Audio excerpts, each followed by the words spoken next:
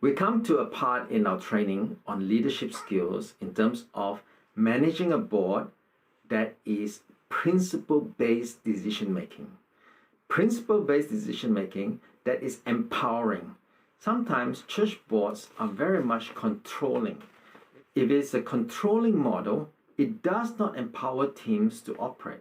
I want to offer 4 practical tips to help our church board to manage well and to empower the work. And the first tip I want to talk about is changing the tone of our church board.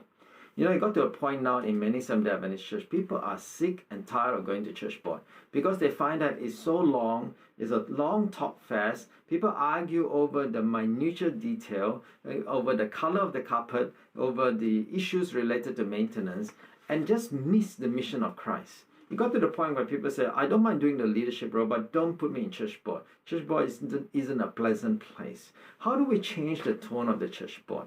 I think Jesus' mission is very clear. In Luke 19:10, the Son of Man came to do what? To seek and save that is lost. So if that's the case, the first priority, the first agenda item should be people-related matter. I think if you put that item as your first agenda item after reviewing devotional and reviewing your minutes, I really prefer to do it before even reviewing the minutes, is that because sometimes reviewing the minutes can go to action points and it just derails the meeting. I think it's important to just deal with the people matters first. Place people matters first before any operational or financial matters. For example, your personal ministry list. Who's having Bible study in this church? The discipleship list. Who needs discipleship? Visitation list. Who needs this visitation in our church? A care group list. How is it going with the members and seekers working together in the care group? After discussing the people matter, have time to pray together. You know, this really changes the tone of the church board because it states clearly and symbolically and intentionally to all the leaders that our priority is people. Church is about people. So if this is the first thing you ever do in your church board, you will see that the tone will change and the operational matter will fit in the context of the mission of Christ. The second tip in dealing with church board is to do with sensitive matters. There are some agenda that's very sensitive. Maybe it's an issue that's brewing about worship format. Maybe it's an issue brewing about music. Maybe it's an issue brewing about a particular person that's not behaving well and causing a lot of disruption. How do we deal with this matter? I believe it's vital that this sensitive matter is first talked through between the pastors and the elders. And look at the principles, not the consequence. Understand the consequence. Don't be blinded by that, but don't put any weight on it. The weight must go on the principle. Be clear what is principle, what is preference. You know, some issues are really an issue of preference. It's not an issue of principle, but people make it such that it's a theological issue. You know, we just have to be clear from Bible and Spirit prophecy. Is this truly an issue of preference or is it truly an issue of principle? And make that decision together as elders and pastors and come together united and bring that matter to the board. If you need time, study it out together. Read the Bible, read Spirit prophecy, guide, pray together, counsel, because the Bible says in the multitude of counselor, there is safety. Things are established when there's multitude of counsel. If the elders and pastors don't discuss, or the pastor only talk to some selective elders, when you go to board, some elders will feel like, how come I'm not consulted on this matter? How come I'm unaware this is happening? It will not look good. It will look very disunited. And people can sense it. People can watch the leadership. And the senior leaders are not in one cabinet decision.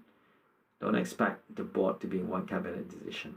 So this is the second tip I want to offer you, that sensitive matter should be discussed among the elders and pastors first. This is vital. If you don't have a big church board, at least discuss with the senior members of the church first, so that would be a smooth process. Because when you discuss at this level, you have more time to pray and to study together. The third tip, you know, sometimes we come to issues in the board and it's a close vote. You vote on it and they're very close decisions that are made because it's very, there's a lot of tension pulling in different direction. Here's something we need to be careful about.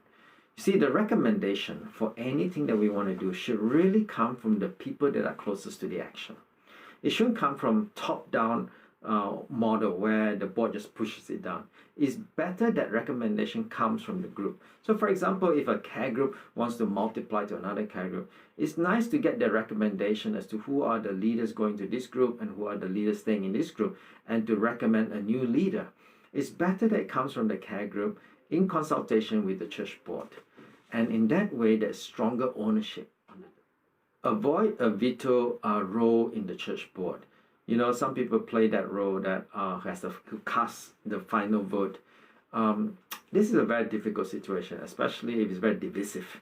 If the vote is 45-55, you know, I rather defer it. You know, give it more time. You know, you can see the tension in the meeting. You're discussing an agenda item. It's a close call. You know, some people want to go down this direction, some people want to go on that direction. If I'm the chair of the board, I would basically say, guys, looks like we had a long, good, solid discussion, robust discussion about this. But I can sense that this is quite divisive. You know, I sense that we need to spend more time for prayer. Would you give it another month for prayer before we come back together? And while we're praying, let's do some research on this matter together. You know, when you do that kind of approach, rather than force it to the vote, and worse still, if the chairman have to cast the deciding vote, even after that board meeting, there'll be a lot of conversation, a lot of division. The news will spread out who is on whose side, who supported it, who didn't support it. It's divisive for the church. This is not a healthy model in moving forward. I want to think that the church is willing to pray. The church is willing to wait. Too often we rush those sort of decisions and we can't undo the damage that has already occurred. When it comes to preferences, maybe you have a preference on certain things in the church, like what kind of bulletin you have, what kind of money you're going to spend for printing, is it color front or back color in both sides, and what kind of cost there is. Look, this is not an issue of principle. It's just an issue of the style and expenditure costs. And yeah, maybe it might have something to do with stewardship. Some people complain, oh, we don't need to have bulletin, we should have bulletin. All right, when you have this sort of preference issues, it's better to think win-win. Right? If you can't get a win-win situation between two parties, then think of no deal. No deal. Put it off, delay it, because it's not a worthwhile issue to pursue. I rather think win-win rather than win-lose. If you choose a win-lose model, one side will be happy, the other side is not happy. I'm not saying to always be paralyzed and not make any decision. If you give them enough time to pray and to think through the matter, think through the principles, you should be able to come to a conclusion. And even as a leader, people sense that you're given it due process. There's transparency and due process.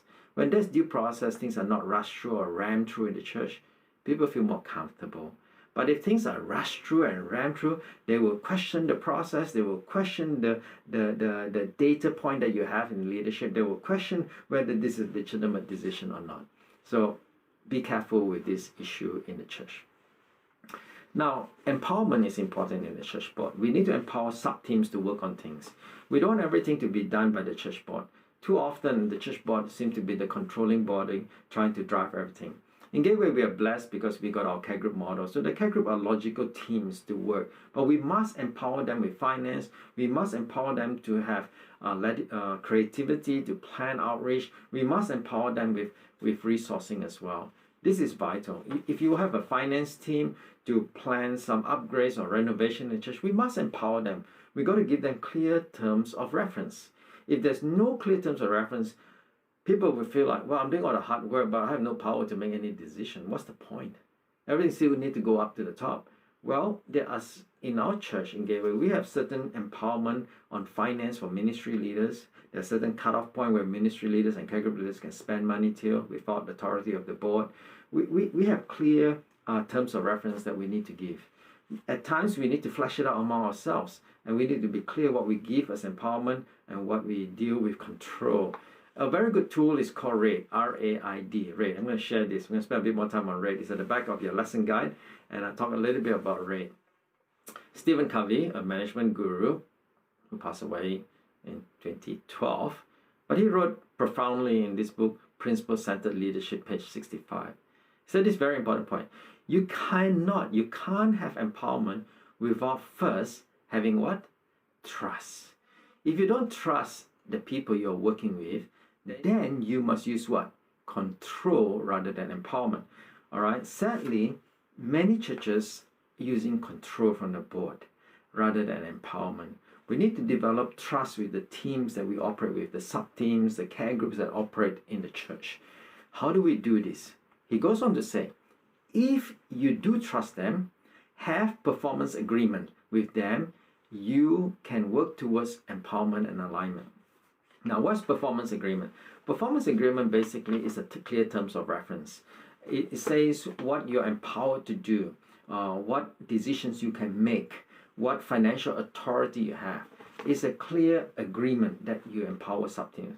There's no point creating subcommittees in the board and delegate work to different sub-teams if you don't have clear terms of reference, if you don't have clear empowerment. People will feel that they're being used in the church. They're being used by the board. People want to truly contribute to the church and truly have a strong say on what's going on. So we use a tool called RAID. It was introduced by one of our leaders in Gateway from a very good tool they use in business, a very good tool to clarify the terms of reference or performance agreement. It goes like this. RAID captures the nature of each person's involvement in decision making. R stands for recommend, A for agree, I for input, and D for decide. Now recommend, this is the primary responsibility for making the proposal. These are people who do the research. 80% of the work happens here, and the proposal usually approved in the whole or in part here. They're the one making the recommendation, all right? When they are preparing all this, they may consult with people who are I. These are the teams or individuals that provide input. They consult with. There's no obligation for the decision maker to act on their advice. They're just listening to this input. The nature of the input is either data or opinion. They are challenged and they drive action. They challenge some of the proposal, hypothesis. They challenge some of the direction where it's going, but it's a really good way to really have counsel in this matter. Now, D is the formal body or the individual that makes that decision, and it has power of veto over the recommendation that's made here.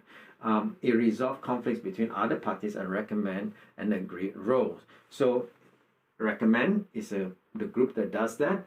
Input, you gather input for this group. They're not obligated to use all of it, but this is the body, this is the individual that make that decision. So it's clear, isn't it? Now, agree is a veto role. This is the final sign-off role, potentially fulfilling legal or other duties. Would only intervene in the process in exceptional circumstances. Is a veto required to resolution by the decider? We avoid this role as much as possible in leadership. We avoid putting this in leadership. That's the model we try to do. But at times this is necessary. For example, for legal compliance, you might have a safety officer in the church that makes sure that everyone is compliant for the working with the children check. And if they don't have that, then they shouldn't be working with children in the church, because this is a safe issue, it's a compliance issue. So you may have roles like that deals with compliance. Okay, I'll give you some example. So in the church, we have something called the selection committee or the organizing committee. This is the one during our year-end normal committee process. It is the church church at large, the body that recommends members of this committee. They take input from the church at large, and it is voted at the church at large as to who is a member of the selection committee. And then the selection committee is the one that make recommendation for the members of the nominating committee. The pastor is ex officio and provides input to this team. And once the recommendation is made, it goes back to the church at large for a vote. These 5 to 7 members are members of the nominating committee. Now, within the nominating committee, the pastor could chair it, so he desire, because that's what church manual provides. But if the pastor chooses not to chair it, within the nominating committee, the members recommend a chairperson. They recommend a chairperson, and the pastor is consulted, and the input and the final vote is within the nominating committee, who will chair and who will be the secretary of the committee. So does this make sense? RAID is a very good tool to see who makes what decision, who is the one who recommend, what input do we need to take from, and who makes the decision. Another example, let's say you're appointing ministry leaders at the year end, or when you're appointing for the new year. Nominee committee is the one that nominates all these names of maybe different leaders, worship leader, Sabbath school leader in the church. The pastor is consulted. You may even consult the past leaders, past ministry leaders as well. It's really up to you how you define this. But then ultimately, the church at large is the one that vote on the recommendation of the nominee committee after first reading, and then there'll be a second reading as well. So you get a picture, right? This is how. Another example. Let's say you try and get a speaker from overseas to come to speak in your church or a training event. The project team, whether it be evangelism team or the training team or the health team, recommends the name from the speaker. He'll take input from elders and pastors. They will pass the name to the church board, and the church board is the one to vote whether the speaker is to come or not. The authority do not lie with the project team. The authority lies with the church board. And even as the church board have voted for this speaker to come, the name is passed to the conference for a service call. And the service call goes to conference ADCOM, administrative committee. And the administrative committee can veto that, can have an arrow where they could say, no, this person is not kosher, this person has caused trouble in other church, we don't think that you would want to have this person come for your training or whatever project event that you run. Does this not make sense? RAID is a very powerful tool to have clear empowerment to the different teams that are working in the church. Now, for example, during the year, not during the nominee committee period, during the year, you need to appoint a care group leader. Now, it's best that the care group leader, the recommendation comes from the care group itself, from the members in the care group, not the seekers, but the members in the care group. They take the input of the elders and pastors, or perhaps even the past leaders, and the name goes to church board for approval. And so the board is the one finally making that decision. Because in Gateway model, perhaps not in your church, but in Gateway Church, the care group leaders are board members. So it's important that the board members have a say about this matter. So for example, approving baptismal candidates. The Bible teachers are the one giving Bible study, whether it be lay people or elders or pastors or person ministry leader are giving Bible study to the Bible student. And this name then is brought to the church board. And the name has to be cleared for baptism. And so the care group leaders who observe the new candidates, the elders and the pastor who knows the candidates, do provide input. We have a review process, and finally is approved by the church board. Baptism candidate is not approved by one person, it's approved by the church board. Right? So we might give ministry leaders or care group leaders financial authority. For example, in our church, they can spend up to a certain limit for any transaction. You can spend up to this amount. And so this is approved by the church board for the care group leaders. They can sign off, or they can buy Bibles for their care group. They can buy birthday cards for their seekers and their friends.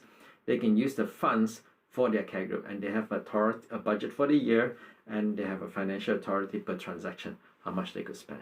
All right. So likewise, a renovation committee. Maybe you have a church doing a renovation.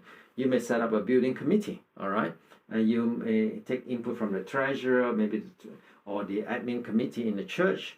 Now, you may have an authority whereby if the expenditure is less than X dollars, then the church board will authorize the renovation recommendation. If it's more than certain dollars, it will go to business meeting for the church at large to authorize that. So RAID is a very powerful tool. It just clarifies what authority you have. Think about using this. For example, let's say you want to clarify who has the say for worship format, all right, the change of worship format. Is that the power of the worship committee, or does that need to go to the church board? Maybe the worship committee has authority to roster people, but who has the final say?